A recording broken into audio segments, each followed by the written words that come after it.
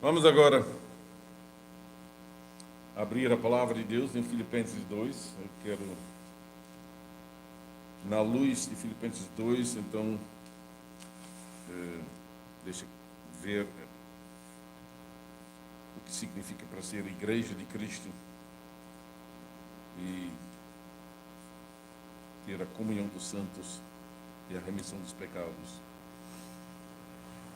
Filipenses 2, 1 até 11.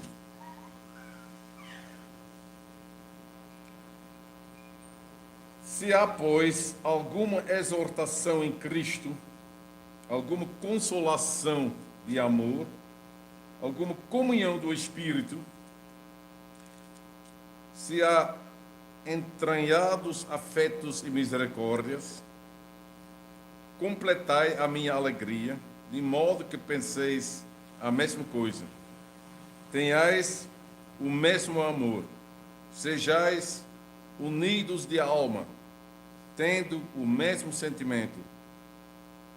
Nada façais por partidarismo ou vanglória, mas por humildade, considerando cada um os outros superiores a si mesmo.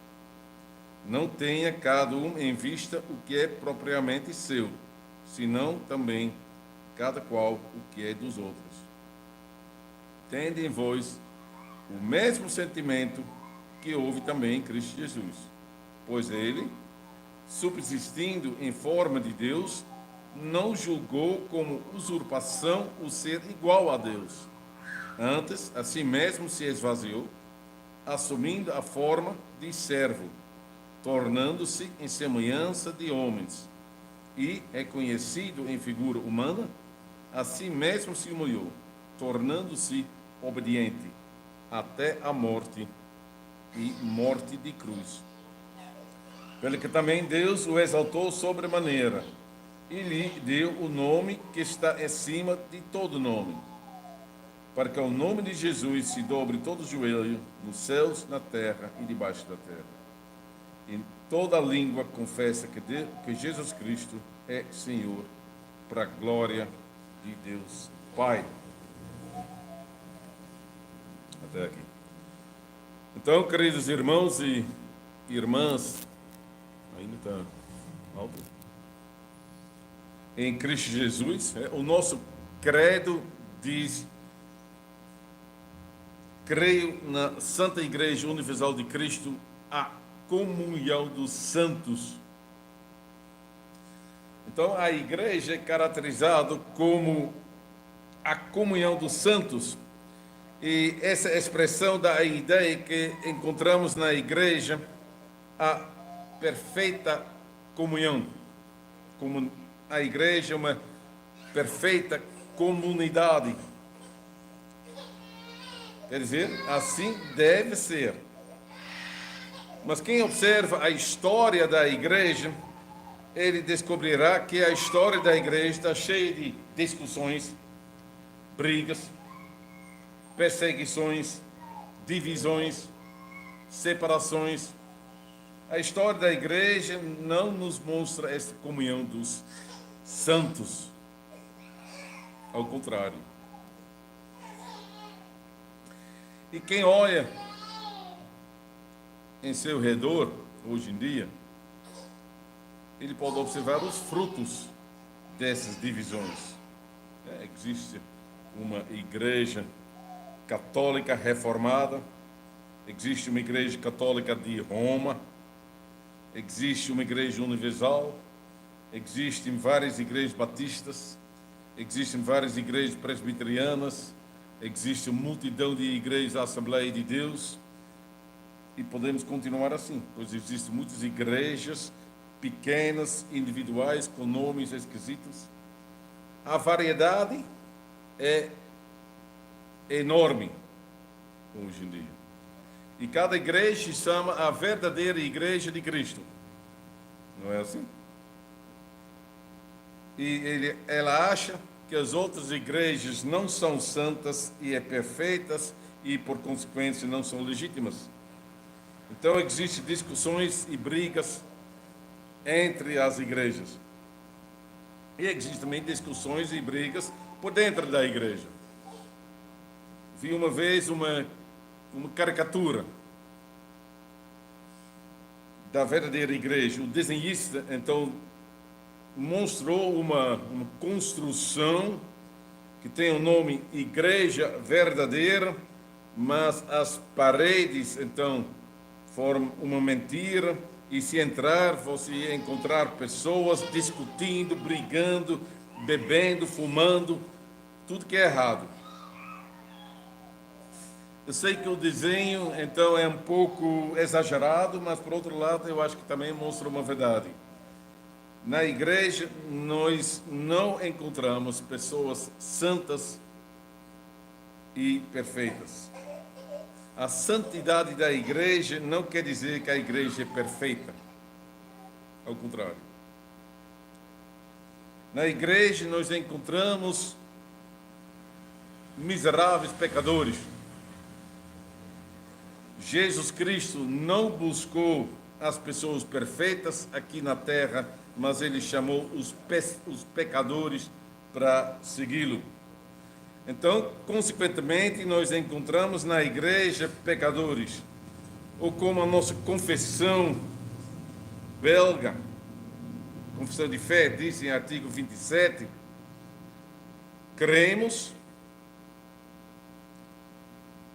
e confessamos, 29, 27, cremos e confessamos uma só igreja católica ou universal. Ela é uma santa congregação e assembleia dos verdadeiros crentes em Cristo que esperam toda a sua salvação de Jesus Cristo, lavados pelo seu sangue, santificados e selados pelo Espírito Santo. Então, aqui na igreja, nós encontramos também pessoas que querem ser salvas, que precisam ser lavados pelo sangue de Cristo. Homens, mulheres, homens fracos, pecadores, porém, lavados pelo sangue de Cristo e santificados pelo Espírito Santo. Nós, humanos, nós observamos muitas vezes só um lado dos nossos irmãos. O lado fraco e pecaminoso. Mas Deus observe também o outro lado, o que somos em Cristo Jesus, lavados e santificados. Então, hoje quero falar sobre o segredo da Santa Igreja de Cristo. O segredo da Santa Igreja de Cristo é Cristo mesmo. Ele nos ensinou humildade, ele nos ensinou perdão e ele nos ensinou comunhão. Sobre esses 3 pontos, então, eu vou pregar hoje de manhã. O segredo da Santa Igreja de Cristo é Cristo mesmo. Então, ele nos ensinou humildade. A humildade é uma das características do cristão. Jesus Cristo nos ensinou a ser humildes. Ele mesmo nos deu um grande exemplo. Paulo, por isso eu escolhi esse texto. Paulo falou sobre isso na sua carta aos Filipenses, versículo 5, ele diz: tendo em vós o mesmo sentimento que houve também em Cristo Jesus, pois ele se humilhou, assumindo a forma de servo. Ele se humilhou, tornando-se obediente até a morte de cruz. Cristo se humilhou quando ele deixou a glória de Deus e se tornou homem. Ele se humilhou ainda mais, pois ele não chegou aqui na terra como príncipe, como rei, mas como servo. Ele veio para servir, não para ser servido. O rei é servido, mas o servo serve. Cristo chegou para ser servo, Ele era o servo de Deus, o servo do Senhor. Ele serviu a Deus obedecendo os mandamentos de Deus e ele foi obediente até a morte. E dessa maneira, Jesus nos deu um exemplo. Ele não procurou os seus interesses, mas ele procurou o interesse de Deus e os interesses do seu povo. Cristo era um grande líder. Eu acho que podemos dizer um grande servidor público. Ele não era um ditador ou um rei que procura o próprio interesse, mas ele procurou o interesse dos outros. Grandes líderes são assim. E nós devemos seguir este exemplo. Quem quer ser um líder na igreja, ele deve se tornar um servo. Líderes na igreja não devem buscar ou defender o seu próprio interesse, mas ele deve buscar o interesse dos outros. O maior líder na igreja é aquele que serve mais do que os outros. Todos devem ter esta atitude. Todos. Paulo diz a toda a congregação, tendo em vós o mesmo sentimento que houve também em Cristo Jesus. Então, todos devem seguir o exemplo de Cristo Jesus. Todos, tanto o pastor, os presbíteros, os diáconos, como também os membros. O pastor, os presbíteros e os diáconos, em primeiro lugar. Eles devem ser exemplos de humildade. Eles devem servir a congregação. Eles não são eleitos para defender o interesse da sua família ou de um certo grupo dentro da congregação. Assim não funciona. O oficial não representa a congregação. Muitas vezes pessoas pensam nisso. Que a igreja também é um tipo de democracia. Não é. Então, o oficial não representa a congregação, mas ele representa Cristo. O oficial não faz parte de um partido, mas ele serve a Cristo. E Cristo está em cima de qualquer partido. Infelizmente, acontece às vezes que as pessoas na congregação agem por partidarismo ou vanglória. Elas se organizam para puxar o seu interesse. Elas agem na igreja como se fosse no mundo, onde tem grupos políticos que buscam o seu interesse. Elas votam no seu amigo que deve ajudar a realizar esse interesse. Portanto, na igreja, as coisas não funcionam assim. Quem governa a igreja é Cristo, e nós, quando vai chegar o momento, você vai escolher os homens humildes que já mostraram na sua vida que querem servir a Cristo. Deve ser homens que amam o Senhor e que amam o rebanho do Senhor. Eles devem cumprir o que Paulo disse: nada façais por partidarismo ou vanglória, mas por humildade, considerando cada um os outros superiores a si mesmo. Esta é a atitude que Cristo praticou e por causa disso ele se humilhou até a cruz. Esta cruz é um símbolo para nós, pois Cristo mesmo disse: quem quer me seguir, toma a sua cruz. Cada cristão toma a sua cruz e nesta cruz ele deve crucificar o seu ego, o seu orgulho. O orgulho faz parte do nosso velho homem. O orgulho é o estilo do mundo. O louvor do mundo é o hino de Lameque, que se glorificou e disse: eu matei o homem, porque ele me feriu. E um rapaz, porque me pisou. 7 vezes se tornará a vingança de Caim, de Lameque porém 70 vezes 7. Este é o reino do egoísta, o reino do soberbo, o reino da vingança. Cada um que tem um coração amargo,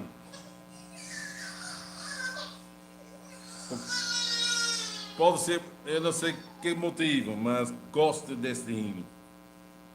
E canta este hino, ou com voz baixa, ou com voz alta. O estilo do mundo é assim. Foi para PT, ódio, perseguindo as pessoas. O estilo da igreja não é assim. O estilo da igreja é diferente. Sabe quem aprendeu? Pedro. Pedro aprendeu esse estilo. Ele queria cantar um cântico novo e por causa disso ele perguntou ao seu mestre Jesus: Senhor, quantas vezes meu irmão pecará contra mim que eu lhe perdoe? Até 7 vezes. Pedro pensava que ele já conhecia a vida nova, mas ele ainda não sabia nada.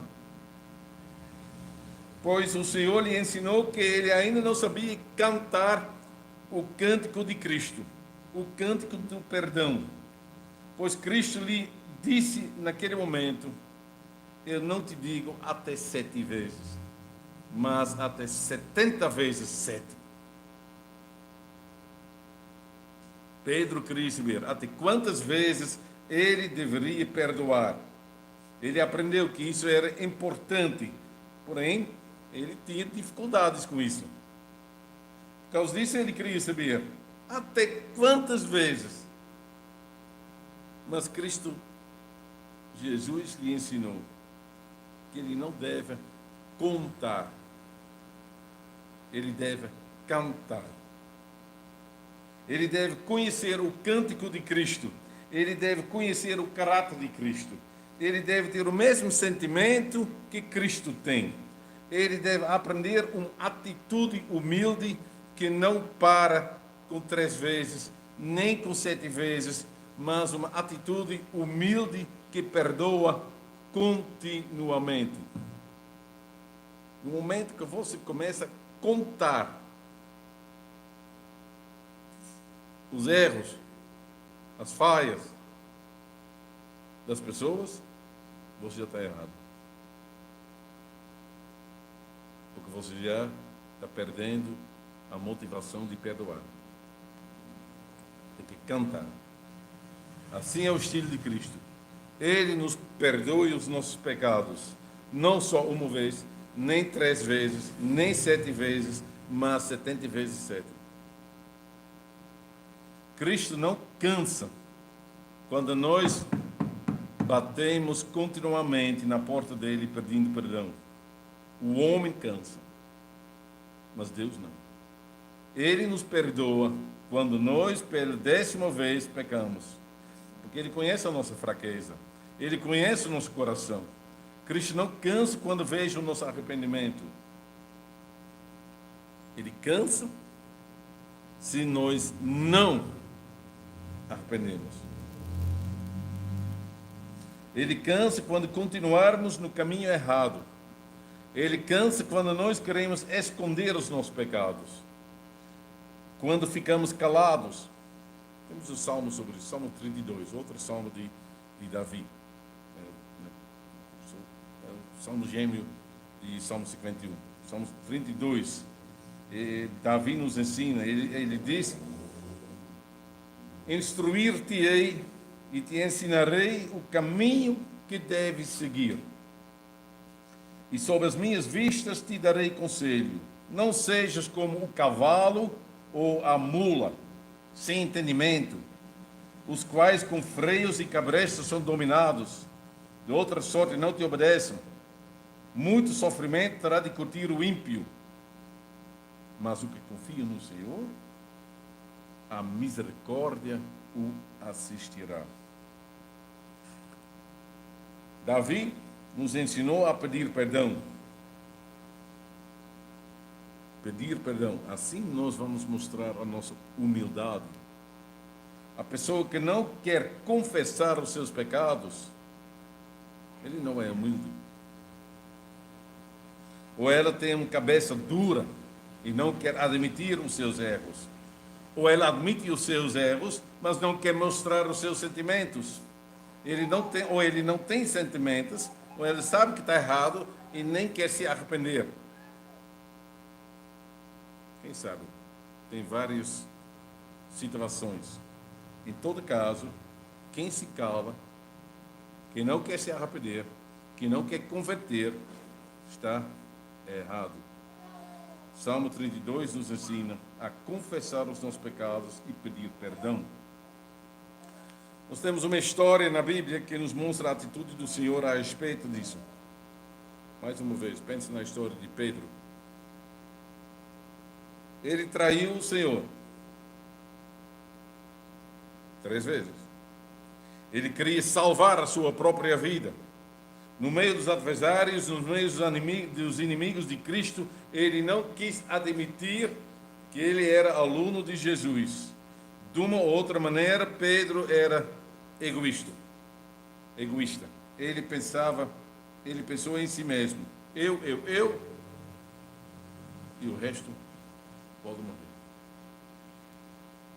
Ele queria salvar a sua vida, então ele mentiu 3 vezes. Não foi um lapso de memória de Pedro, porque ele repetiu o seu erro 3 vezes. Eu não conheço esse homem, nem sei quem ele é. Olha. Como foi depois? Nós sabemos, o Senhor morreu, foi ressuscitado, ele começou a buscar os seus discípulos e começou a reunir a sua igreja. E quem estava lá também? Pedro estava lá também. Mas como? Pedro pediu perdão? Não. Pedro buscou o Senhor para pedir perdão? Não. Eu acho que ele pensava, deixa para lá. Muitas pessoas às vezes dizem, deixa para lá. Pedro não fez isso. Pedro não buscou perdão. Pedro voltou porque ele amava o Senhor, mas ele não pediu perdão. Então, o que o Senhor lhe disse? O Senhor lhe rejeitou, achando que Pedro era muito orgulhoso. O Senhor lhe mandou, vai embora. Você é um discípulo ruim. Não. O Senhor não fez isso. Mais uma vez, o Senhor mostrou que ele é homem humilde, que não veio para ser servido, mas para servir. O Senhor Jesus chamou Pedro e lhe deu a oportunidade para se reabilitar. Ele perguntou, Simão, filho de João, tu me amas? E Pedro respondeu e confirmou, sim, Senhor, tu sabes que te amo. E Jesus repetiu a mesma pergunta 3 vezes. Não é por coincidência. Por 3 vezes. Simão, tu realmente me amas? E 3 vezes Pedro lhe respondeu, chorando. Sim, Senhor. Tu sabes que te amo. E foi assim que Jesus reconciliou Pedro com Deus. Pedro não foi rejeitado, mas ele foi discipulado. É outra coisa do que disciplina. Discipulado. E no final ele foi apontado para ser apóstolo, para ser líder na igreja. Pedro aprendeu o que significa perdoar. Ele recebeu perdão e aprendeu a oferecer perdão. Ele aprendeu a palavra-chave da igreja de Cristo. Perdão. Ele aprendeu a senha que abre o reino dos céus. Perdão. Ele mesmo ensinou às igrejas a seguir o exemplo de Cristo e ter uma vida humilde. Nós podemos ver isso em 1 Pedro 3, versículo 9 até 12.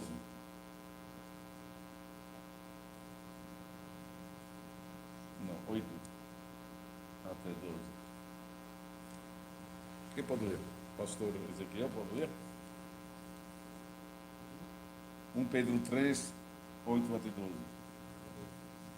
Finalmente, sejam todos igualando, compadecidos, fraternalmente unidos, misericordiosos, humildes, não pagando mal por mal, injúria por injúria, antes, pelo contrário, bendizendo, os para os que fostes chamados, a fim de receber bênçãos poderosas. Pois quem quer amar a vida, dias felizes, refreia a língua do mal e evite que os seus lábios falem dolorosamente. Aparte-se do mal, pratique o que é bom, busque a paz e empenhe-se por alcançá-la. Porque os olhos do Senhor repousam sobre o justo, e os seus ouvidos estão abertos às suas súplicas. Mas o rosto do Senhor está contra aqueles que praticam. Isso. É assim, irmãos, que o Senhor cria uma comunidade. Essas palavras de Pedro acabam com qualquer discórdia. Sede todos de igual ânimo, compadecidos, fraternalmente amigos, misericordiosos, humildes, não pagando mal por mal ou injúria por injúria. Antes, pelo contrário, bendizendo, pois para isto mesmo foram chamados, a fim de receber bênção por herança.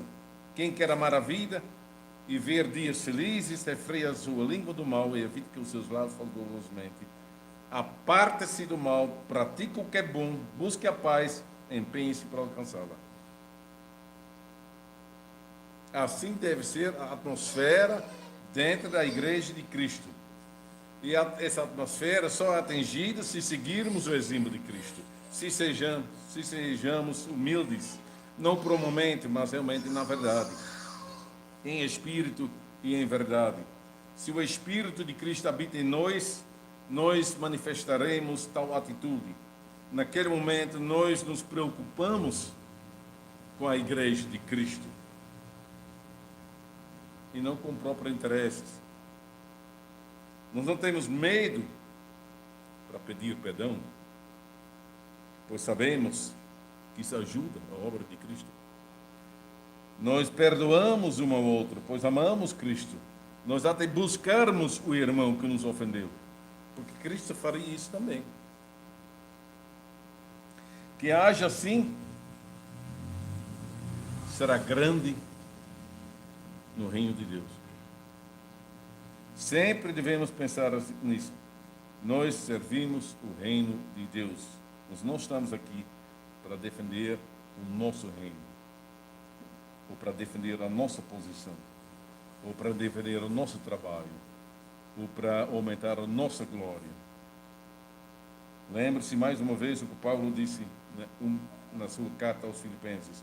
Se há, pois, alguma exortação em Cristo, alguma consolação de amor, alguma comunhão do Espírito, se há entranhados afetos e misericórdias, completai a minha alegria, de modo que penseis a mesma coisa, tenhais o mesmo amor, sejais unidos de alma, tendo o mesmo sentimento, nada façais por partidarismo ou vanglória, mas por humildade, considerando cada um os outros superiores a si mesmo. Não tenha cada um em vista o que é propriamente seu, senão também cada qual o que é dos outros. Se nós vivermos assim, nós observamos um ao outro com amor. Nós observamos as fraquezas dos outros com paciência e também com amor. Nós devemos nos esforçar para entender essas fraquezas. Tem muitas fraquezas aqui, nessa congregação também. E nós devemos nos esforçar para entender essas fraquezas, para ajudar o nosso irmão a vencer a jornada. Isso é só possível se acreditarmos nas palavras do outro e se estamos disponíveis a perdoar ou a pedir perdão. Perdoar é a palavra-chave para manter a comunhão da igreja. Onde as pessoas sabem se perdoar, ali a comunhão vai florescer. Onde as pessoas não sabem perdoar, tudo vai esfriar. E a igreja vai escar. Isso não somente na igreja, mas isso funciona também nas famílias. Quando não se perdoa, então vai ter brigas. Graças a Deus, vou dizer, graças a Deus, nós conhecemos Jesus Cristo. E nós temos o Espírito de Cristo que habita em nós.